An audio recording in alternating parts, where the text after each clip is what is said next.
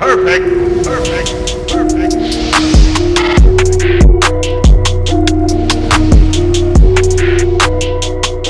YouTube, what is good? Welcome to Philly Take with RB, home of the hottest sports takes. Today I want to go and talk about the Philadelphia 76ers, kind of give an evaluation for the first half of the season, and just talk about my expectations as we roll into the second half of the season. Before we get into that, if you are new to the channel and if you're supporting, go like this video right now and subscribe to the channel for the hottest sports content. Also, I did change my social media handles in the last week, so go follow me on Instagram and Twitter at RB Philly Take to stay up to date and get in communication with me and to just talk sports. But anyway, man, let's get right into the Sixers. So I think it's easy for us to say that, the first half of the season here has been a whirlwind. It's been a roller coaster ride. We've seen the Sixers go and, beat some of the top teams, go demolish the Bucks on Christmas Day when they had 4 losses.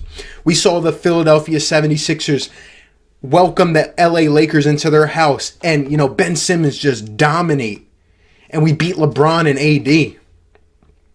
Going into the All-Star break, we welcome Kawhi and Paul George, and these boys play on their toes and lock them down. And the Sixers beat the Clippers.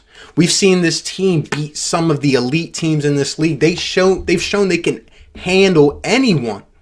But then again, there's been some of the lowest low points of this NBA season for the Sixers. All this drama. Ben Simmons coming out one night and taking 5 shots. Not engaged. Doesn't look like he cares. Joel Embiid causing turmoil. Going from, being all happy and being his usual cocky self to going and trying to be humble as Shaq and Charles Barkley made fun of him on TNT. Coming out and causing a lot of turmoil within this locker room, within the team, especially in the past couple weeks. Getting the fans up and down. You got people wondering sometimes why Al Horford is even on this damn team. Why they went out and got a guy like him. Tobias is just Tobias. This season has been full of Brett Brown critics coming out once again and saying that this guy will not be the man to take this team to the level it needs to be. It's been a crazy season. Kind of coming into the season, we thought, this starting lineup would be dominant, or at least it would be unique, something that we've never seen before, because in reality it is. We've never seen a team with all the starters above 6'8", a point guard that's 7 feet tall that can dribble, has handles. All-world talent like Joel Embiid, paired with a guy like Al Horford. We thought the two of them together would be pretty much unstoppable in the paint, right? We thought this team would have to go out and acquire some shooting. Obviously, losing J.J. Redick was one of the biggest detriments to this team and its status. The bench, we didn't think anyone on the bench would really be high quality. Turns out Furkan Korkmaz revolutionized his game. Turns out instead of a draft night bust, Matisse was actually a draft night steal. This guy can play elite defense coming in as a young kid.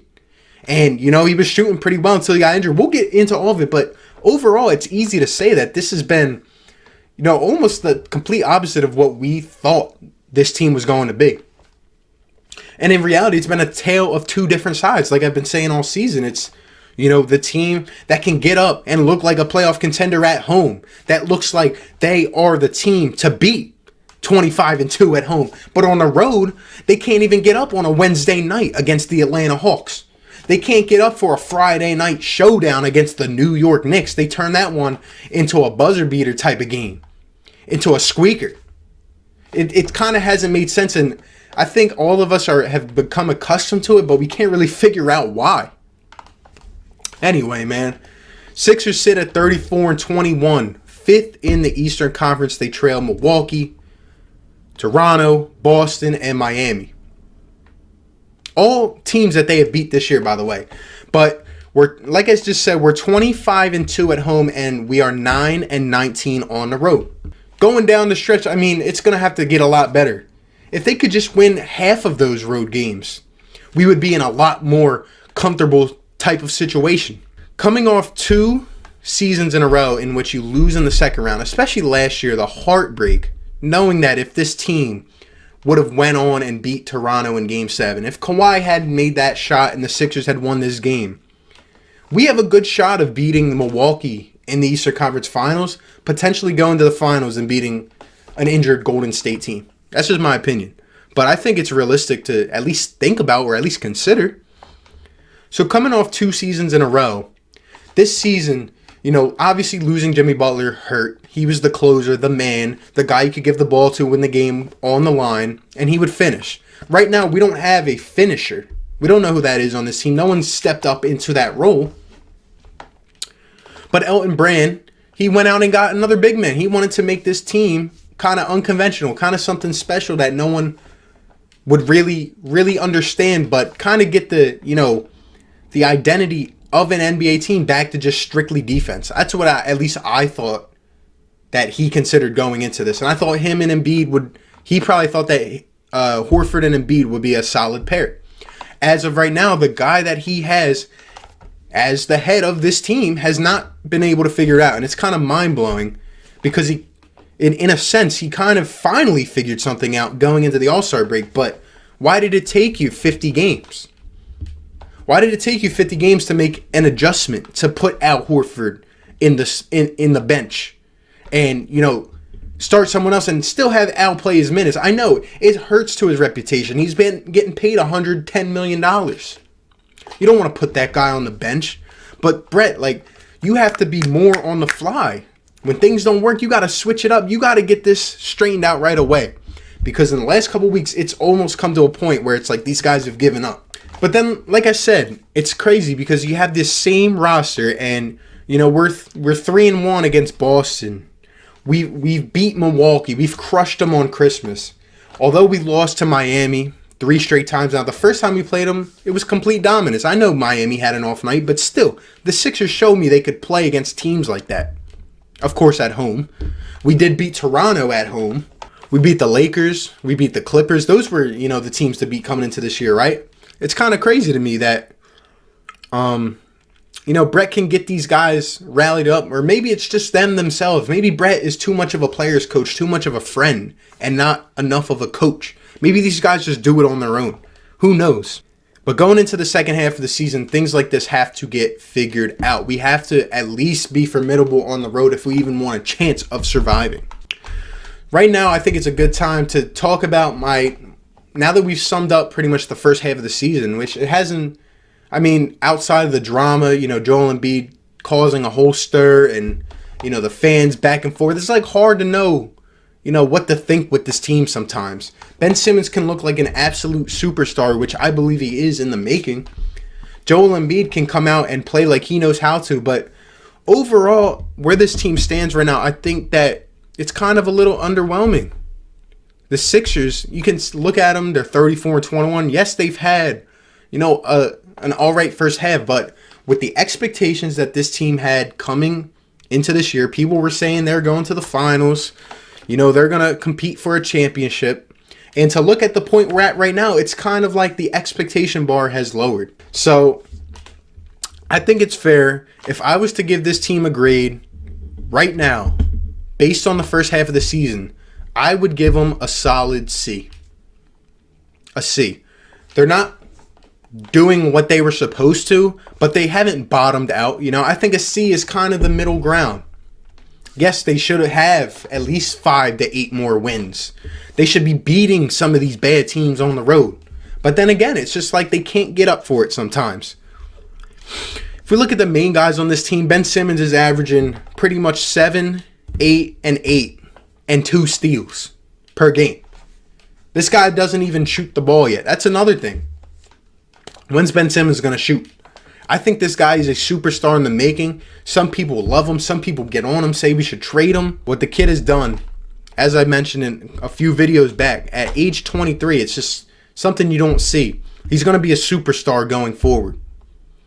But he has to shoot the ball. We recognize that. All this Ben Simmons hype, unless he starts to shoot the ball, it may go to the wayside. He has to get a jumper to be relevant in the NBA. I don't care what you say. All right? Ben Simmons, yeah, he can be a center. He can guard 1 through 5. He can play the post, but For Ben Simmons, a guy that I see with so much potential and can really do, things that other guys can't. He has to start shooting the ball. We're not going to be mad if you can't make shots, but just shoot. Brett Brown, I remember that press conference earlier in the year. He's saying, tell Ben's agent to tell him to shoot. We want him to shoot at least one per game. Well, where is that? You are the head coach. So the accountability, like I've been saying, no one takes accountability on this team. There's no discipline. When you have a guy like this, you have to develop him. You can't let things linger. You can't just let them sit and hope they form into themselves. Brett has to put his foot down. But nonetheless, Simmons, his stat line's fine. He's having an all right year. I think he's playing pretty good. He's elevated to, maybe defensive player of the year, which is crazy, as a 7-foot point guard. Something you don't see. This kid is going to be special, but they have to really advance and keep him going. Joel Embiid, to me, has had an underwhelming year so far, averaging 23, 12, and 3. Joel Embiid's averaging 23, and it's not all his fault, in my opinion, but I think we have to continue to get him involved. Let him go to work how he does. I don't want him sitting on the three-point line shooting 12 threes a game. You got to make ways for Ben and Joe to work together, and we've seen that they can before. I think that they can, but I need to see a guy put it all together. Joel Embiid, like I've said, I want him to get back to himself, being not cocky, but just being kind of full of himself in a way that, he's not distracting the rest of the team. Get happy on a court when you get a big dunk. Get in guys' heads. Get that real estate, man. But, keep the childish stuff away. The tweets and, I'm the villain. Get that out of here, man. We need to be focused going into the second half of the season, man. And just know that the Philly fans have your back.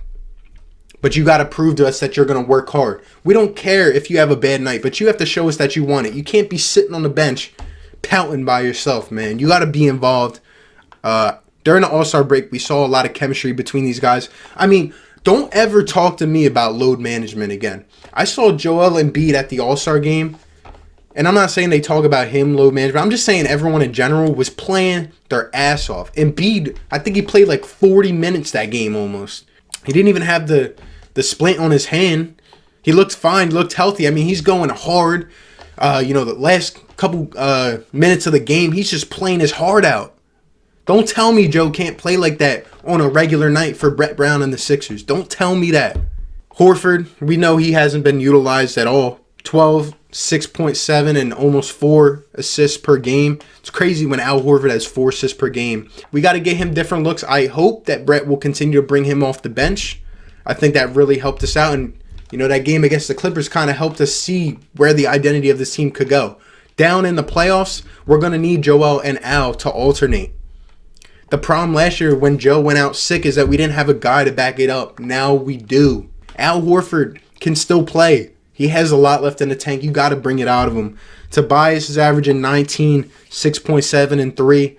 He's just been Tobias. He's not a max player type of stats. We know he wouldn't do that here with these guys in Philadelphia, but the one thing about him is that he always comes and plays hard. He continues to drive to the basket. Even if he's not having a good night, he continues to at least put the ball up and try. And that's all I've asked for, honestly. We know Tobias isn't the most flashy player, but he plays hard. Off the bench, we've gotten more production than we've expected. Some guys are still inconsistent. Korkmaz is averaging almost 10 off the bench a game. That's all right. Matisse is only averaging 5. He was shooting well in the beginning of the season. Then he went down with that injury. I hope he can get back to his form. He's played all-world defense. He's unbelievable. But Matisse is going to be a key role of this team going down the stretch. And he needs to be given minutes and he needs to play. Just straight up. I forgot to mention Josh Richardson. He's having a good season. He's averaging, I think, 14 a game around there. And, he's been hurt for some time. But overall, Josh, he brings the intensity too. Every year of his career, he's gotten better in terms of points per game and offensive efficiency.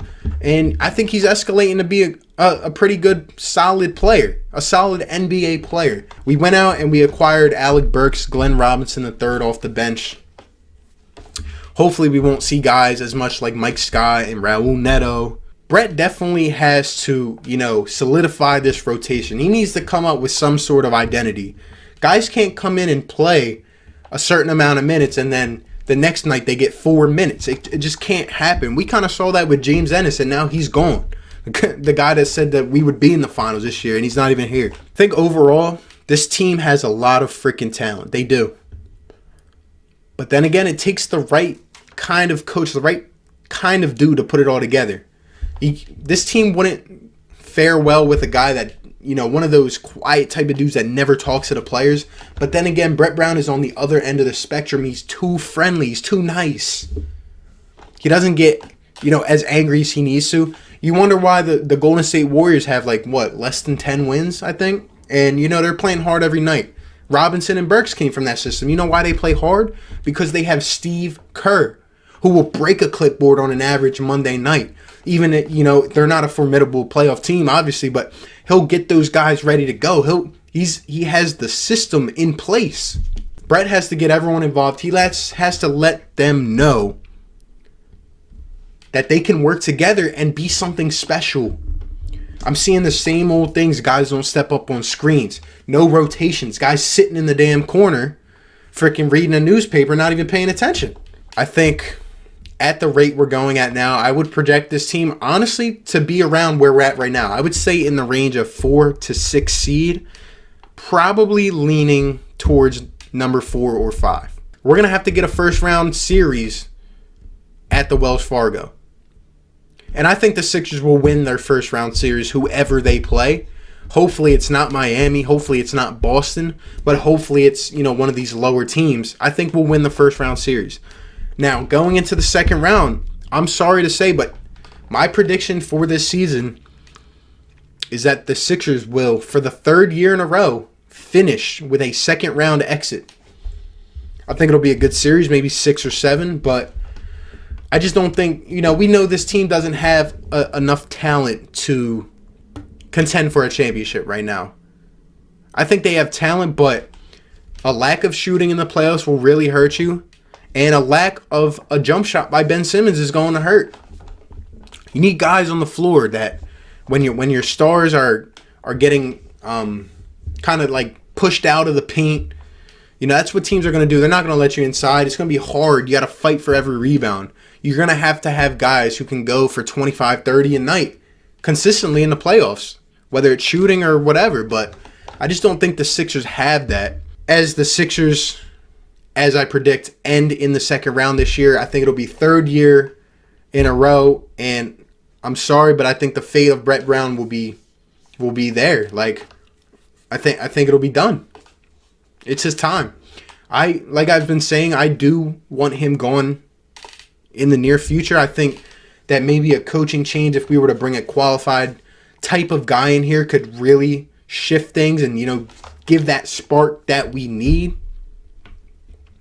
And I'm happy that Brett has made a damn adjustment. But I just don't trust the guy long term. We've seen it the last couple years, and I just don't trust it going deep into the stretch of a season when critical decisions have to be made, when the clock has to be managed perfectly to win, a tight, intensified game. I don't trust Brett Brown with all of that in his hands. I do trust this home crowd. I do trust guys like Simmons and Embiid to step up, when they're motivated for the high games like that. But I just don't trust it in the end, the system that is being run. It's definitely been one hectic season so far, and, it's going to be interesting watching the second half. I hope it doesn't stay the same. I hope it's not, losing against these bad teams and getting up for a few good games and, sneaking our way into the playoffs. I don't want that. If the Sixers really want to make a stand right now, they will turn this thing around and they will come out motivated as hell every single night. Prove to these fans that we have the team here. Prove to us that you want it. Show me that you're getting better. Ben, start shooting the damn ball. Joe, stop coming out and putting up 10 points some nights and looking like you don't want to be here. Tobias, step up. Al, be the vet that these young guys need. Someone take a damn ownership in this locker room. Put your foot down. It is time. This team has played well based on just their talent, but someone has to step up and someone has to set a tone on this team. Remember those words, set the tone. It is time to set the tone, and it's time to show the rest of the NBA that this team is for real. We've seen, moments of it. We've seen, different games where they look like they are legit. Set the tone. Show us. Let me know down below what you think about the Sixers right now, first half of the season. Let me know your predictions going into the second half of the season. I do appreciate all the support. Comment down below. Like the video, sub to the channel, and I appreciate y'all. And I'll catch you on the next one, man. Peace. Perfect. Perfect. Perfect.